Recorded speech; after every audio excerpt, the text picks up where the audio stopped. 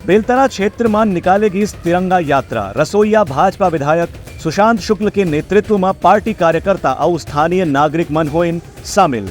बेलतरा विधानसभा क्षेत्र में आज तिरंगा यात्रा के आयोजन करेगी। इसमें विधायक सुशांत शुक्ला के नेतृत्व में भाजपा के कार्यकर्ता मन बड़ संख्या में शामिल हुई। कार्यकर्ता मन आम नागरिक मन से अपील करें कि आज़ादी के अमृत महोत्सव कार्यक्रम के अंतर्गत भारतीय जनता पार्टी डहार देश भर में अलग अलग स्थानिक रूप से तिरंगा यात्रा के आयोजन करे जाते हैं। के मौका में देशभक्ति के भावना जगाए के प्रयास के संगे संग जौन शहीद मन देश के आज़ादी में कुर्बानी दे रही उमन के सुरता करे के भी मौका है। ये कार्यक्रम में प्रदेश के जिला के भाजपा के वरिष्ठ नेता मन के संगे संग सामाजिक संगठन के कार्यकर्ता पदाधिकारी मन भी शामिल हुए। तिरंगा यात्रा शिशु मंदिर राजकिशोर नगर से शुरू होकर के राजकिशोर चौक, प्रभात चौक, अमरिया चौक, रपटा चौक, रामायण चौक, अशोक नगर चौक होते हुए सरस्वती शिशु मंदिर परिसर में ही संपन्न हुई।